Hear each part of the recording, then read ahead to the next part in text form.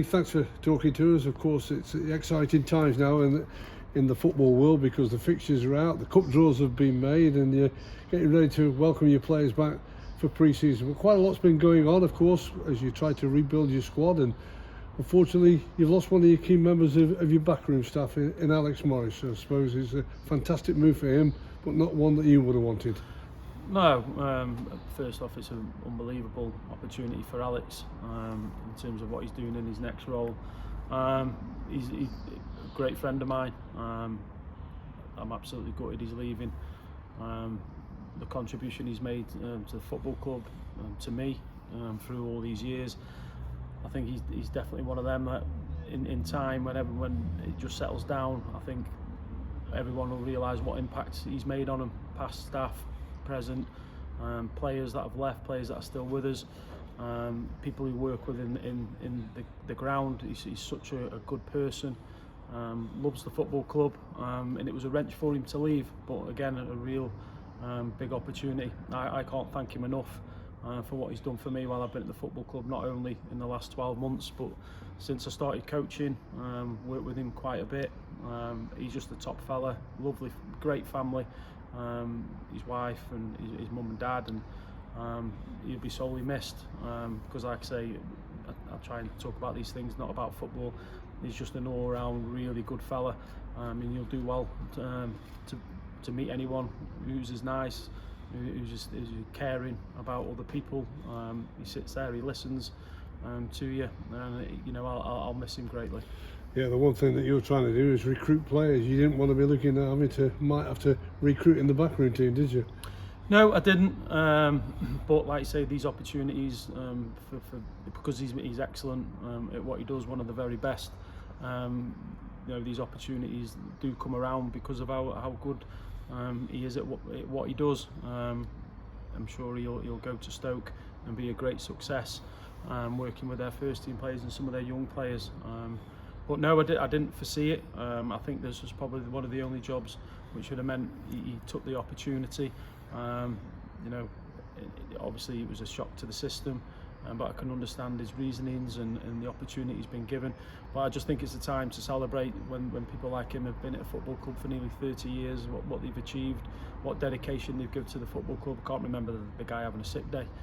He just doesn't have time off, always at the end of his phone for you when you need him. And just like I say, as a human being, he's even better off the pitch, away from here, just with how he is with everybody, not just me. Everybody, he's got time, he'll stop and talk to everybody. Well, football moves on, as we know. Life moves on, of course, as well. And those football fixtures are now being printed out, and you're going to start with a home game against somebody you know very well's team in Mansfield Town, with Nigel Clough at the helm, and you're finishing with a home game against the new boys in Wrexham. But sandwiched in between all that, there's some very interesting and exciting fixtures to come. Yeah, well, obviously you always want to start at home.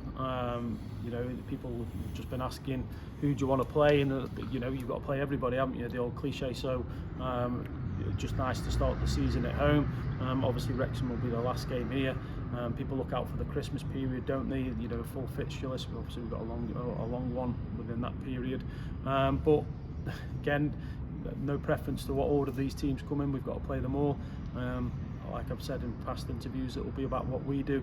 But I'm really excited. I want the season to start. I can't wait for the players to come back in the building on Monday. I'm really looking forward to getting the group together again and seeing if we can build on last year.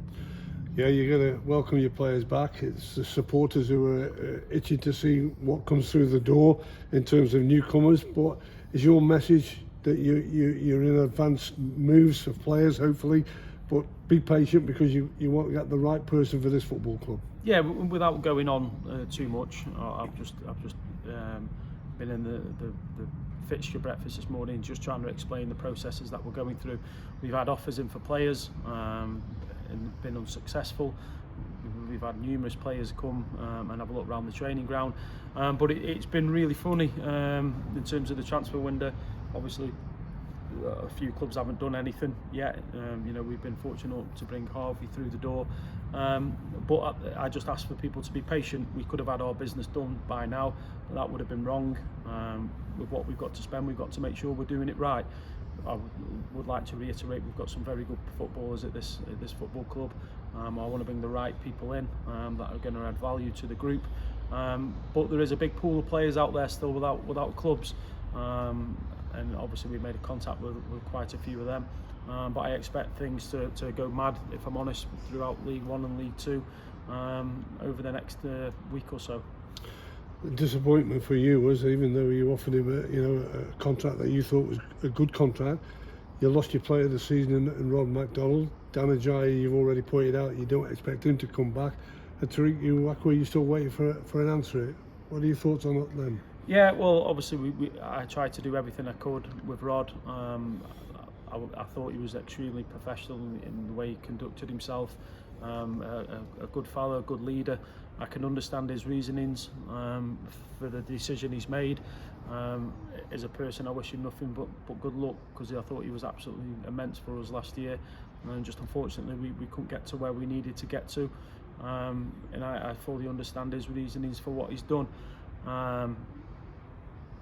Tariq, we're in dialogue with his agent, so hopefully we'll hear something back on him sharpish. We've had conversations backwards and forwards with his agent in terms of where he's up to, so hopefully we'll hear something on that. Either way, I'm pushing for an answer, I must say. So I'm pushing for that answer. Dan, I believe he's signing for a club shortly, so that's as expected with Dan, and again he goes with our best wishes because of the contribution he made to the team last year. Any interest for the players that you made available to go and find new clubs? There's been conversations. There has been conversations. As expected, I didn't think that one would fly through the door just quite yet, for a number of reasons. Like you say, the transfer window hasn't been particularly booming, but for a few clubs. But no, we've had conversations with them, with their agents, with a couple of other clubs. I'll have conversations with them again next week to see where they're at and try and help them move on and find another club. But while they're with the club, they'll be treated with respect. They'll be given the same attention as they were given last year from me and the staff. As your first summer as the manager outright, how are you finding it? Is it what you expected? Yeah, the job's not thrown anything at me that I didn't really expect. Obviously, I've never felt the disappointment of losing a player or losing a member of staff. But it's not really thrown anything at me that I didn't expect. The recruitment team, Josh, is obviously working hard, and I mean working his socks off in the background, trying to get things through the door and done. But no, just a lot of phone calls, Graham. I went on holiday and I had to remind myself I was on holiday now and again, just so I could spend some time with the family. But you are ready, as you said, as you want to be. What can the players expect when they report back? Yeah, well, it's pre-season, and pre-season's tough. But I keep mentioning the players are different to when I played, particularly when I was a younger player. And they look after themselves. I've gone down a different route with how they're returning and what's expected of them. But it'll be tough. There'll be a lot of information given out to the players through training sessions and video work, etc. But yeah, it's pre-season, so they can expect some tough work.